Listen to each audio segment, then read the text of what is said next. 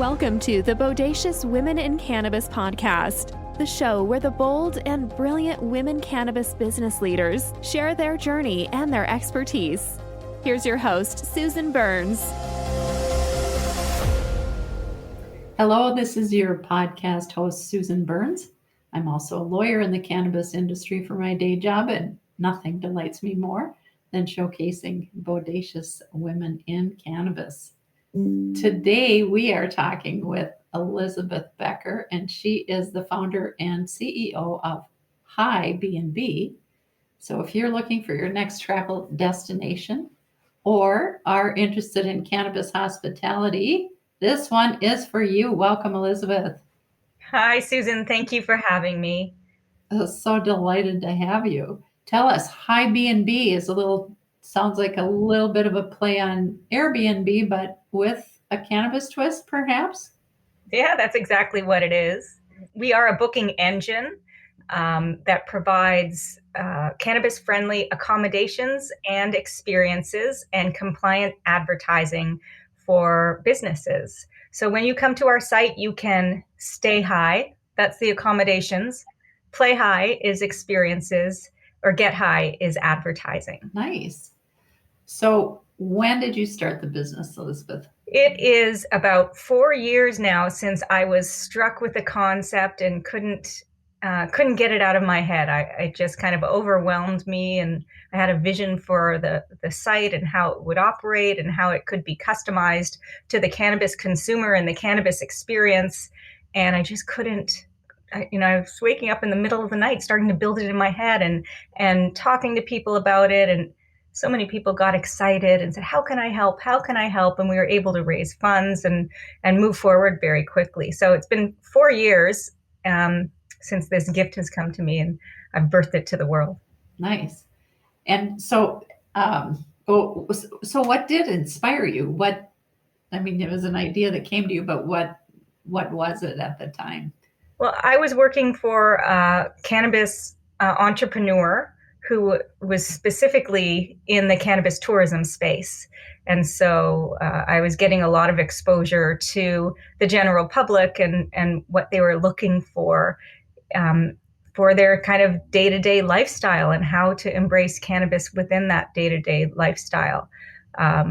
It was also kind of framed by the federal legalization of cannabis in Canada in 2018. So I saw it as a great opportunity to legally build a company that had an opportunity to grow on a global scale. And when I was speaking to people, it was very clear that you could purchase cannabis, but there was no legislation that had been made to support somebody who wanted to consume it. It's like, oh, great. So it's legal to purchase cannabis. Well, what am I supposed to do with it when I purchase it? I'm supposed to go into my basement and smoke it with a bong and get and reinforce all these stereotypes of who the cannabis consumer is. Yeah. It's like, what are we supposed to do with it? How can you legalize cannabis, but yet I can't enjoy it with other people? It's for recreational use, but recreational for me, it's connecting with other people and doing fun things with other people. There's no support of that. And there's no support of just personal consumption. What if I live in a place where smoking's not allowed in my home? Or if I'm traveling and there's no consumption permitted in public spaces outdoors. That's kind of scary. So your business is more focused on the smokable cannabis, I guess. Actually, not completely. There are a lot of accommodation hosts and property owners that have a real problem with any kind of smoking inside their properties. Okay. So it turns out that HiBnB works very well with property managers who want to support cannabis lifestyle with infused products. I mean, ideally, what people want is an opportunity to try different products and explore cannabis in different ways than they normally would in their lives. So when you check into HiBnB, there's an infused bath bomb in the bathtub and infused beverages in the fridge and edibles on the countertop and some topical lotion, and some CBD tabs, gummy for sleeping, And this is the experience that we want to provide. There are challenges because of the legalities in different places where, and we can't just have those open. In most places, the host is welcome to share cannabis if they own their own cannabis. But what we're working on now is making it a little bit easier for hosts, so that when the guest books the HiBnB accommodation, there's an option for them to also purchase what we're calling a welcome basket. So we're just in the process of building out this feature where there will be a selection of welcome baskets. One would be the infused program, one would be the flower-friendly program, one would be the health and wellness program. And that the basket can be purchased in advance and have it waiting there for when the guest checks in. Nice. And so are you focused in Canada, or have you gone global? We have currently around 350 listings over 10 or 12 countries. In some of those countries, it's just 1 or 2 listings. We haven't yet gotten that concentrated engagement. I live in Canada, and we started in Canada. Here in Canada, people are kind of complacent around smoking cannabis. It's legal. Nobody even cares. And so, a lot of people feel like, well, why do I need a place that's a dedicated space to smoke when I can just buy get an Airbnb and cheat and smoke inside, or, so I find that in Canada, people are a little complacent. They definitely want that all inclusive, where you can check in and have access to so many different products that you wouldn't normally try or buy. But right now we've been building out in South Africa quite a bit. They're really excited about cannabis there, and such great energy. There's been a lot of interest around Mexico. We're looking to start building out in Germany a little bit, but we do need that concentrated engagement that is what the investors need to see in order to close our seed funding round, which we're waiting for to officially launch. So it's been 4 years, and in that time we hit the pandemic, and then the repercussions out of the pandemic, and then the cannabis stock market basically lost its bottom, and cannabis investors have really lost a lot. So we've lived through the pandemic. We're living through the restructuring of the cannabis industry through the economic losses that so many people have had. And now, the recession that we're going through. So we have seen some hard times, and hoping that we can turn a corner soon. Yeah, it's not as though this newly blossoming industry is immune from all of those market forces. Yeah. So we never actually launched. We built the technology and put it out there and started growing organically. But our plan has always been to have a really mainstream, marketing campaign that's quite widespread and commercial. And that's what we need in order to get the numbers of hosts and selections and traffic, to hit the next step. So in growing your business and pursuing your vision, Elizabeth, what I'm hearing is that some of the obstacles that you're working through and hopping over and sliding under probably are financial, the pandemic financial, and just changing market forces, I guess, with legalization in various countries and then non-legalization. I just read this morning that Thailand was, with the new government, was going to roll back all their cannabis legalization. Roll it back. That's what the platform was that they campaigned on. So, I mean, it's wild. You think something legislation is passed, and we're going through that right now with the hemp industry in Minnesota, that hemp-derived consumables. Anyway, so you're working through all of that. What keeps you going? What inspires you to keep moving? Well, I love being a trailblazer. I'm very passionate about cannabis, and the fact that everybody needs to, I want to eradicate the stigma and assist with that. But also, it's been very beneficial to me on a personal level. I use it as a creative tool. I use it as a spiritual tool. And, there's so many people who have had, their lives have changed. Their lives have been saved by it. And there's just not a lot of education out there in the public, not a lot of research done so medical doctors can talk about it properly.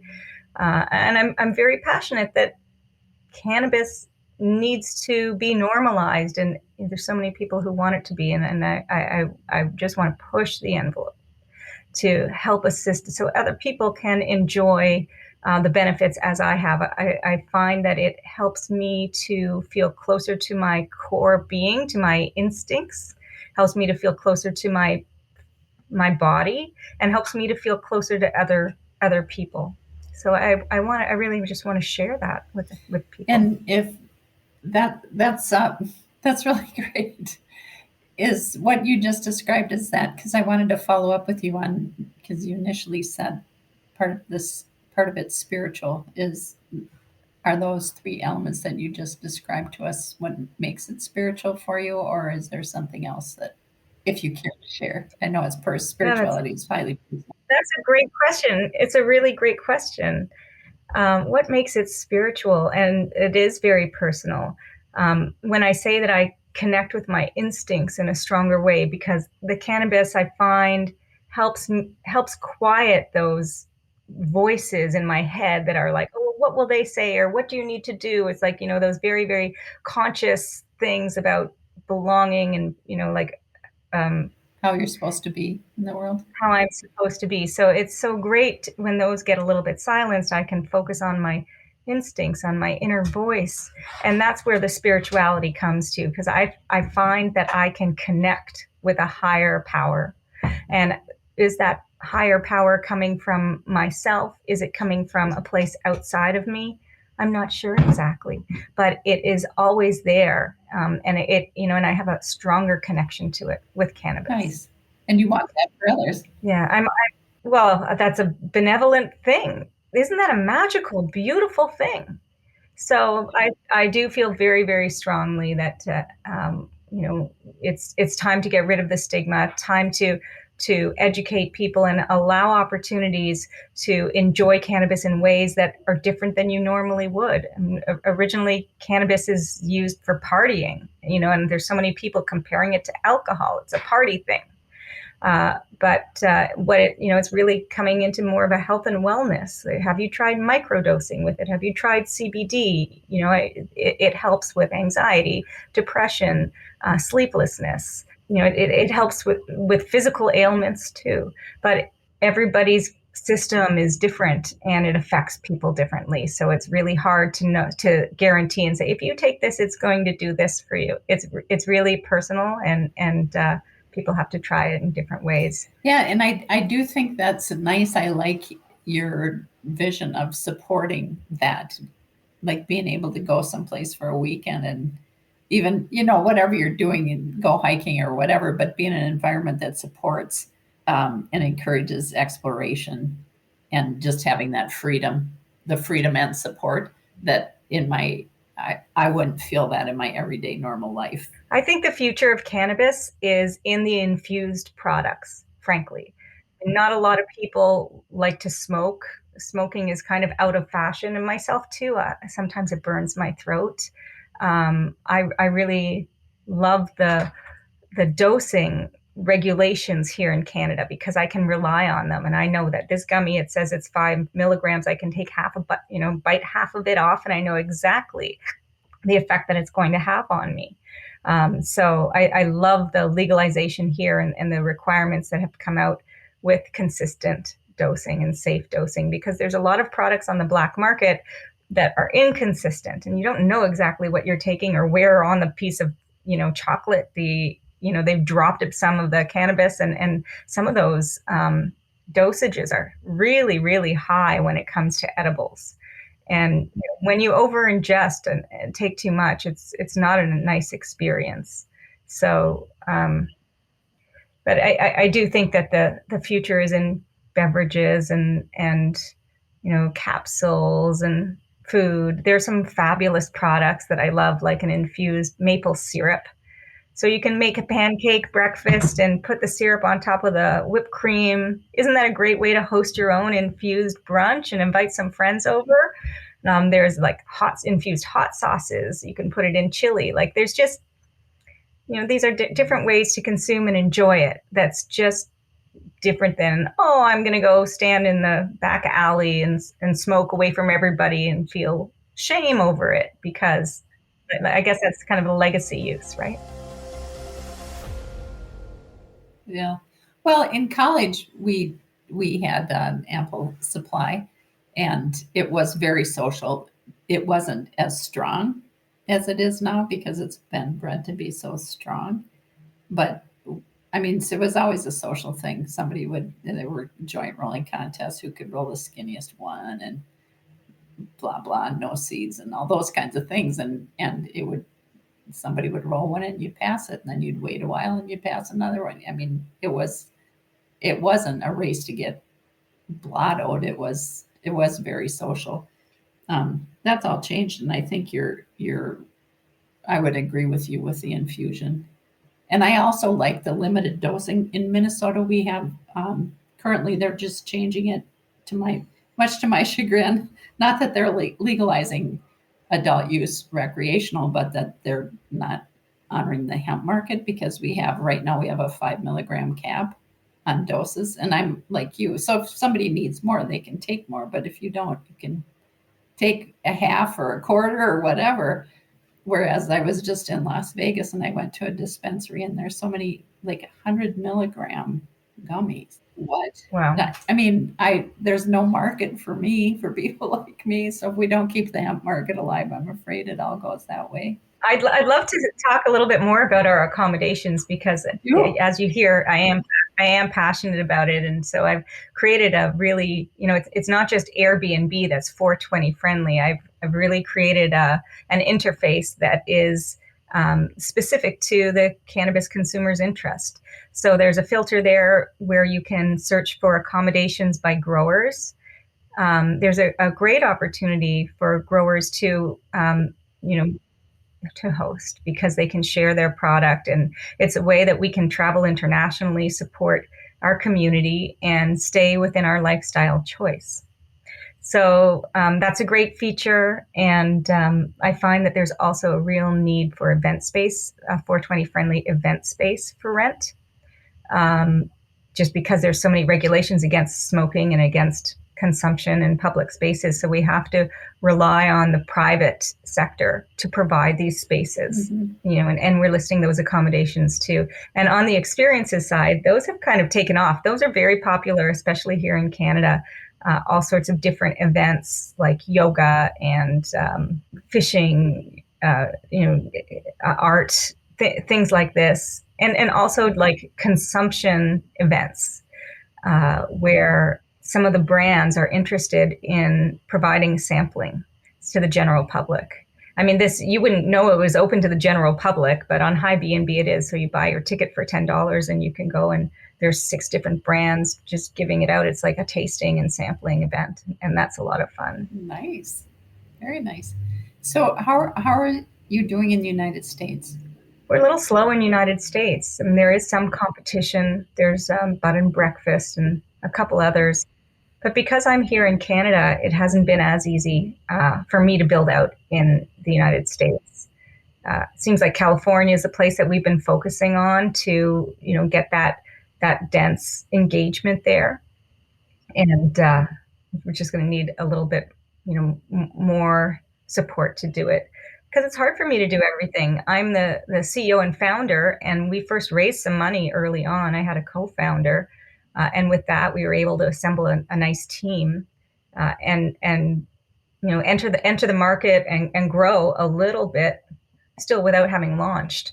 But as we haven't closed our seed round yet, we've had to really whittle down the team. And right now it's just me. So I'm carrying the whole business. And I've got to a point, because it's 4 years into it. 4 years into it, and I feel like, what, I can't keep working 18 hours a day on this. So we're in a little bit of a holding pattern, waiting for some some capital to come in so that we can like more officially put resources together to create that launch. And how are you raising capital? Are you doing a GoFundMe, or that's what we have here? I don't know what you have in Canada, or are you doing like a private offering, or what are you doing for funding? Yeah, it's private offering. Okay. We aren't going the crowdfunding route. I've looked into it because it's a Canadian company. The parent company is Canadian. We also have an American company. We can't do a crowdfunding campaign in the USA unless we reallocate our shareholders, which is going to be quite complicated with tax. And I feel like the market, if I do crowdfunding here in Canada, it's just too small of a market. Our market really isn't in Canada. It's in the United States and globally as we grow. There's so much interest and excitement and support coming from other countries, which is great to see. That's awesome.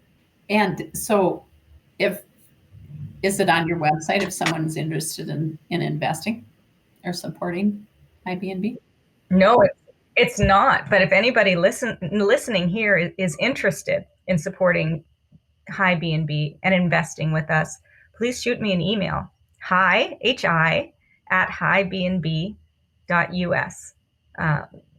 I'd love to discuss it and review our deck together. Okay. And talk about the opportunity. Yeah. And tell me, so we're talking a lot about your struggles as you're going along building this vision, but talk to us a little bit, Elizabeth, if you would, about something or some things that have happened to you along the way that were just so stupendous and wonderful that you were totally affirmed and thought, if I had known this, I would have started this 10 years earlier, even though it wasn't legal. But anyway. Yeah, I think we're just a little bit ahead of the curve is all. But that's a great question. It's the affirmation that what I'm doing is needed and really hits and resonates with people. So that's such a wonderful feeling. I just spoke to a host today whose event on Eventbrite was removed because it used the word cannabis, literally removed. And this happens all the time. So it's so nice to be able to provide a service where they have nowhere else to go to for this. So that's great. And we've had some great experiences from people in places where cannabis is not legal who want to travel and experience cannabis culture. Some Japanese guests who just were blown away, right? And working together with some dispensaries to provide that welcome basket experience. Somebody from, I think it was Brazil came up and in Eastern Europe as well. So it's amazing to be able to provide this experience for people around the world. And, people thanking me, thank you for doing this is what they come up to say to me. And what a great feeling. Yeah. So that makes it worthwhile. Oh, that's wonderful. I think that must be a really awesome and affirming feeling to have people thanking you for providing the access and the experiences. Yeah, so it is amazing to have that affirmation from people that this is the right thing. You know how we were talking about connecting with a spiritual side, and I really feel like I've been a channel for a higher source in creating HiBnB. There were so many elements that just got put together, and all of my experiences, all of my personal and professional experiences, I've brought them all together in creating HiBnB. And so for me, I've known this is my life's destiny. This is my life's work. And so great to see when that, reverberates with other people too, that knowingness. That is great. Talk to us about your bodaciousness, Elizabeth. Bodacious. What's unique about how you're bodacious? What's your brand of bodaciousness? How do you define the word bodacious? Like when I think of bodacious, I think of Sean, that actor, in California.